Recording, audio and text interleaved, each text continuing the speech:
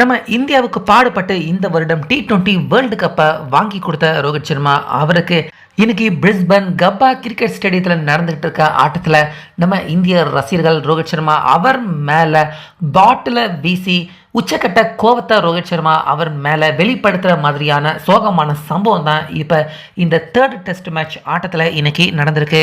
அதாவது ஆஸ்திரேலியா 445 ரன்கள் எடுத்து அடுத்ததாக நம்ம இந்தியா முதலாவது இன்னிங்ஸை இன்னைக்கு 4வது நாளில் தொடர்ந்து பேட்டிங் பண்ண ஆரம்பித்தாங்க.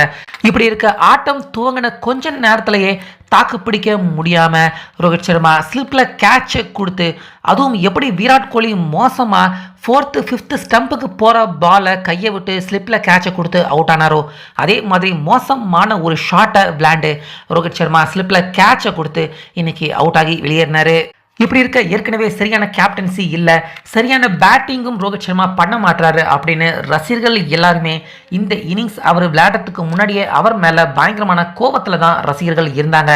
நேற்று முழுக்க மழை பெஞ்சதால ரோஹித் சர்மா அவர் தப்பிச்சிட்டாரு.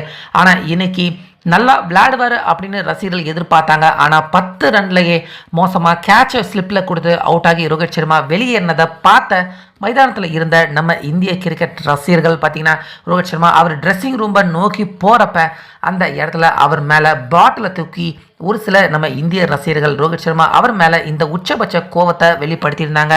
ஸோ ரோஹித் அவரை தொடர்ந்து நல்லா விளையாண்டுட்டு இருந்த KL ராகுல் செஞ்சுரி அடிப்பார் அப்படின்னு பார்த்தா அவரும் 80s அவுட் ஆக அடுத்ததாக நம்ம இந்தியாவை எப்படியாவது ஃபாலோ ஆனில் இருந்து காப்பாற்றணும். ஏன்னா கடந்த 13 வருஷமாக நம்ம இந்தியா டெஸ்ட் ஆட்டத்தில் ஃபாலோ ஆன் ஆனது கிடையாது. அதில் இருந்து எப்படியாவது நம்ம இந்தியாவை காப்பாற்றணும் அப்படின்னு தற்போது ஜடேஜா, நிதிஷ் ரெட்டி 2 பேருமே விக்கெட்டை இழக்காமல் ரொம்ப நிதானமான பொறுப்பான ஆட்டத்தை வெளிப்படுத்திக்கிட்டு இருக்காங்க. நடுவில் மழை கூட வந்து நம்ம இந்தியாவை காப்பாற்ற முயற்சி பண்ணிக்கிட்டு இருக்கு. ஸோ அந்த வகையில் நம்ம இந்திய கிரிக்கெட் ரசிகர்கள் எல்லாருமே ரோஹித் சர்மாவை கொண்டாடினாங்க இந்த வருஷ துவக்கத்தில். ஆனால் இப்போ அதே ரசிகர்கள் எல்லாருமே பாட்டிலை எடுத்து ரோஹித் சர்மா அவர் மேலே வீசுகிற மாதிரியான ஒரு மோசமான அதிர்ச்சிகரமான சம்பவம் இன்னைக்கு கப்பா கிரிக்கெட் ஸ்டேடியத்தில் நடந்திருக்கு.